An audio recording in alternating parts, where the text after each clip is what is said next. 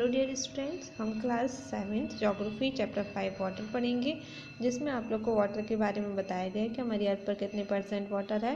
तो यहाँ हम पढ़ेंगे the presence of water is a unique feature of our planet. हमारे प्लेनेट का ये यूनिक फीचर है कि हमारे यहाँ पे वाटर है। ठीक है, हमारी अर्थ एक ऐसे प्लेनेट है जिस पे वाटर है और एयर है। ठीक है, तो इसलिए यहाँ पे ये बोल रहे हैं कि ये क्या है, हमारी अर्थ का यूनिक या हमारे प्लेनेट का एक यूनिक फीचर है कि हमारी अर्थ पर वाटर है। तो हमारी अर्थ पर कितने % वाटर है? 29%। ठीक है, तो यहाँ लिखा है 29% लैंड है और 71% वाटर है। ठीक है, हमारी अर्थ पर लैंड कितनी, हमने पहले भी पढ़ा था, तो 29% लैंड और 71% वाटर है ना।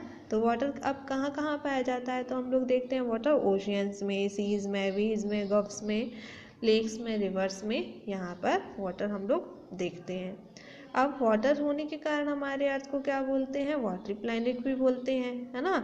और वाटरी पार्ट है इसलिए यहाँ पे इसे क्या बोलते हैं? हाइड्रोस्फीयर भी बोलते हैं। हमने पहले भी पढ़ा है कि जो अर्थ पर वाटर वाला पार्ट होता है उसे क्या बोलते हैं? हाइड्रोस्फीयर बोलते हैं, क्योंकि हाइड्रोस्फीयर में हम लोग क्या देखते हैं, जो वाटर होता है वो होता है। अब यहाँ पे लिखा है it also includes ice sheets, मतलब यहाँ पे कौन कौन सी चीज़ें इसमें इंक्लूड कर रहे हैं? आइस शीट्स मतलब जो बर्फ़ जो होती है, बर्फ़ पिघल कर क्या बन जाती है? वाटर बन जाती है।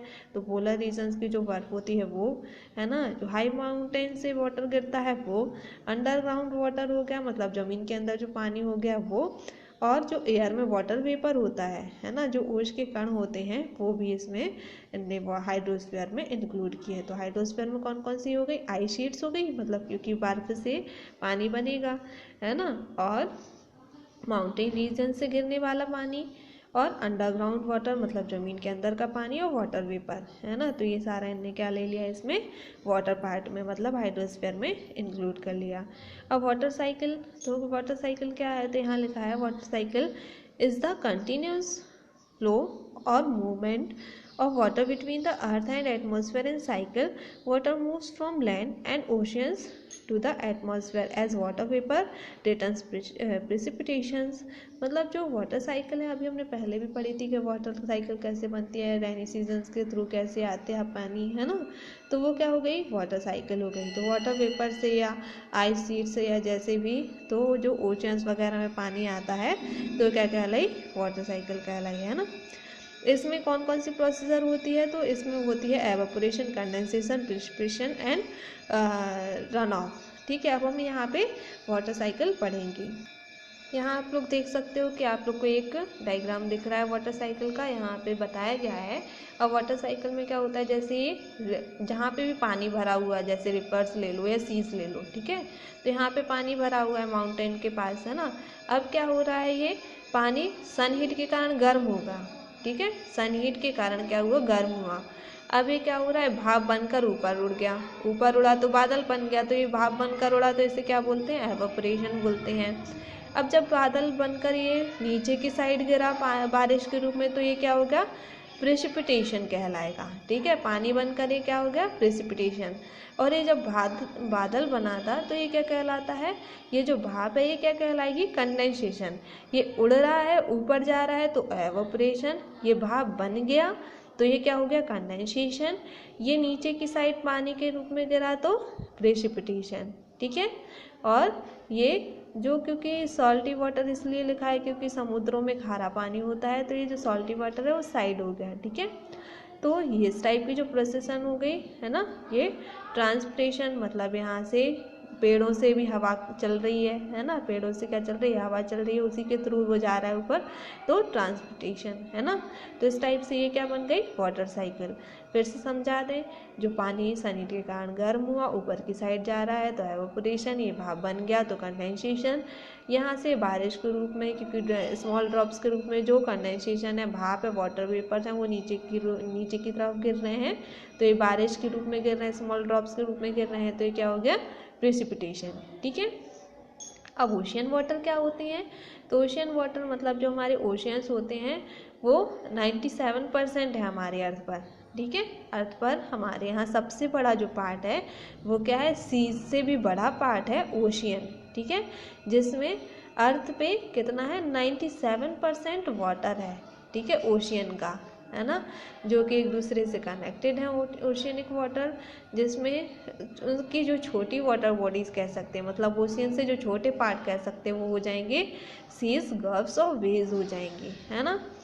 अब ओशियनिक वाटर जो होते हैं वो सॉल्टी क्यों होते हैं, क्योंकि यहाँ पे है ना क्या पाया जाता है, सॉल्ट मिला हुआ होता है। जो खारा पानी होता है, खारे पानी में क्या होता है, सॉल्ट मिला हुआ होता है, इसलिए कैसे होते हैं, सैलिन वाटर बोलते हैं या सॉल्टी वाटर भी बोलते हैं। तो लिखा है यहाँ ओशियनिक वाटर को सैलिनिटी क्यों बोलते हैं, तो क्योंकि ओशन वाटर सैलिन इसलिए होते हैं क्योंकि इसमें लार्ज अमाउंट में सॉल्ट मिला हुआ होता है, ठीक है, मतलब इसमें कई सारा नमक घुला हुआ होता है ना, मतलब इसके कारण ऐसा नहीं है कि कोई जाकर उसमें नमक घोल देता हो, है ना, उसमें क्या होता है एक सोडियम क्लोराइड, ठीक है, सोडियम क्लोराइड एक अम्ल होता है, वो उसमें मिला हुआ होता है, पानी में मिला हुआ होता है, इसके कारण उसका टेस्ट जो है वो कैसा होता है, खारा होता है।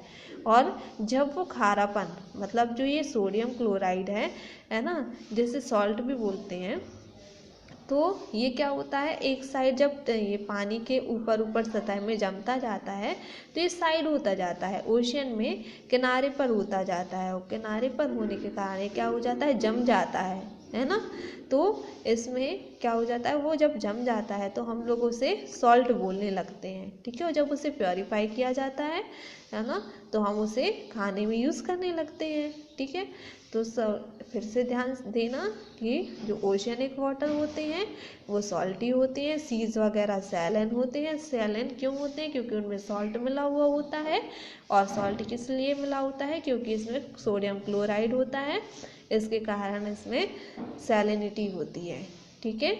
और ये कम से कम कितना मिला हुआ होता है ओशियन वाटर में, जो 1000 ग्राम, मतलब यदि हम 1000 ग्राम पानी लेंगे तो उसमें 35 ग्राम सॉल्ट मिला होगा, है ना, इतना ज़्यादा सॉल्टी होता है कि 1000 ग्राम यदि हमने पानी लिया तो उसमें कितना होगा, 35 ग्राम सॉल्ट मिला हुआ होगा, ठीक है। इस टाइप से हम लोग टेम्परेचर वगैरह भी यहाँ पे देखते हैं। अब वेव्स क्या होते हैं, तो यहाँ पे बताया है वेव्स क्या होते हैं, जो लिखा है when the water on the surface of ocean rises and falls alternately they are called waves. मतलब वेव्स वे होती हैं जब वाटर सरफेस जो ओशियन के होते हैं, है ना, मतलब जो हवाएं होती हैं, ओशियन वगैरह की हवाएं होती हैं, समुद्रों की जो हवाएं होती हैं वो कैसी चलती हैं, एक अल्टरनेटली चलती हैं, है ना, जो हवाएं होती हैं, है ना, या पानी में जो देखो आप लोग ने लहरें देखी होंगी, लहरें उठती हुई होती हैं, है ना, ये लहरें क्या कहलाती हैं, वेव्स कहलाती हैं। तो यहाँ लिखा है जो पानी का जो सरफेस होता है, ऊपरी भाग होता है ना, उसमें कैसा होता है, राइजेस एंड फॉल्स होता है ना, मतलब ऊपर उठता और नीचे गिरता हुआ टाइप होता है, तो ये क्या कहलाती हैं, वेव्स कहलाती हैं, ठीक है। तो ये हवाएं या लहरें कहलाती हैं वेव्स, ठीक है। अब यहाँ पे लिखा है टाइड्स क्या कहलाती हैं। तो टाइड्स क्या होते हैं, टाइड्स एक सी साइड जो होते हैं, सी वाटर मतलब जो राइज अप होता है तो उसमें टाइड बोलते हैं ना। अब इसमें स्प्रिंग टाइड के बारे में पूछा है, तो लिखा है the moon and the sun exert their combined gravitational pull in the same direction resulting in extra high tides, these are known as spring tides. अब हम यहाँ पर कुछ अर्थ के बारे में पढ़ेंगे। देखो यहाँ पे formation of spring tide and neap tide के बारे में बताया है, ठीक है। जैसे यहाँ पे आप लोगों ने देखा होगा पूर्णिमा आता है ना, और अमावस आती है, तो इस टाइप से ये क्या कहलाते हैं, टाइड ही कहलाएंगे, है ना। अब आप लोग यहाँ पे देखेंगे जैसे अर्थ है, ठीक है, ये सन है ना, सन से क्या हो रही है, लाइट यहाँ पे अर्थ पे जा रही है, तो जो अर्थ के सामने जा रही है तो क्या होगा, यहाँ पे उजाला रहेगा, और जब अर्थ के पीछे साइड नहीं पड़ रही है ना, तो अंधेरा रहेगा, है ना। और ये चंद्रमा है, ठीक है, ये क्या एक सैटेलाइट है, मून जो है वो प्लेनेट नहीं है, ये क्या है, एक सैटेलाइट है, ठीक है। तो ये सैटेलाइट का यहाँ पे जो लाइट पड़ रही है ना, तो ये कैसी पड़ेगी, शाइनिंग वाली लाइट पड़ेगी, ठीक है। अब ये आपने समझ लिया, ये अर्थ है, ये सन है, ये फुल मून है। तो ये जो यहाँ पे देखो सोलर टाइड, मतलब यहाँ पे इसकी छाए परछाई जो पड़ रही है ना, परछाई जो पड़ रही है हो गई सोलर टाइड। यहाँ पे जो वाइट कलर की परछाई पड़ गई है ये हो गई लूनार टाइड। ठीक है, तो ये क्या हो गया, पूर्णिमा हो गई। मतलब यहाँ पे पूरा उजाला पड़ने के कारण एक फुल मून जो शो हो रहा है, इसके कारण ये क्या हो गई, कौन सी, फुल मून, मतलब पूर्णिमा जो हो गई, पूर्णिमा क्या हो गई, सोलर टाइड और लूनार टाइड। ठीक है, लेकिन जब अमावस पड़ती है, अमावस मतलब इसके कारण क्या हो जाता है, सन के कारण अर्थ पर यहाँ पे उजाला नहीं पड़ पाता। ठीक है, यहाँ पे सन के कारण अर्थ पूरा दिख रहा था, ये जो फुल मून है वो अर्थ पर पूरा दिख रहा था, लेकिन यहाँ पर सन के कारण क्या हो गया, यहाँ पे मून है, लेकिन जब क्या होता है, आप लोग ने देखा होगा सन क्या करता है, धीरे धीरे जो अर्थ है, अर्थ सन के चारों ओर घूमती है, तो घूमती घूमती जब कहाँ आ जाती है, अर्थ यहाँ पे आ जाती है और मून यहाँ पे पहुँच जाता है। ठीक है, मून यहाँ पे पहुँच गया और अर्थ यहाँ पर आ गई घूमते घूमते। देखो ऐसा हुआ जैसे ये अर्थ है, अर्थ मूव हो रही है। ठीक है, अर्थ मूव होते होते यहाँ पे जा रही है। ठीक है, इसके साइड साइड जा रही है, तो मून यहाँ पे पहुँच गया और अर्थ यहाँ आ गई। ठीक है, तो क्या हो गया, जब अर्थ पर क्या हो रहा है, यहाँ पे कोई प्रकार की लाइट नहीं, पहले तो मून था तो लाइट थी, लेकिन अब मून नहीं है तो लाइट नहीं है ना, तो यहाँ पे अंधेरा पड़ गया। तो क्या हो गई, ये अमावस्या हो गई, है ना, और अमावस्या मतलब क्या होता है, अंधेरा। ठीक है, यहाँ पे फुल मून किस लिए, सन के कारण लाइट शो हो रही थी, है ना, इसलिए, लेकिन यहाँ पे मून नहीं है तो क्या हो गया, अंधेरा हो गया, इसलिए क्या हो गई, ये इस नीप टाइड हो गई। ठीक है, ये स्प्रिंग टाइड हो गई और ये नीप टाइड, मतलब ये पूर्णिमा तो स्प्रिंग टाइड और ये अमावस्या तो नीप टाइड। आगे समझ में, तो यहाँ लिखा है the moon and the sun exert their combined gravitational pull same direction resulting in extra high tides, these are known as spring tides. मतलब जब मून और सन क्या हो जाते हैं, एक्सर्ट कॉम्बिनेशन में आ जाते हैं और ग्रेविटेशनल पुल के कारण सेम डायरेक्शन में आते हैं, तो ये क्या होता है, हाई टाइड्स आता है, जिसके कारण इसे क्या बोलते हैं, स्प्रिंग टाइड्स बोलते हैं। ठीक है, ये वाला चैप्टर आपका फिनिश हो गया। आगे इसके क्वेश्चन आंसर मैंने साइन कर दिए हैं, वो आप कर लेना।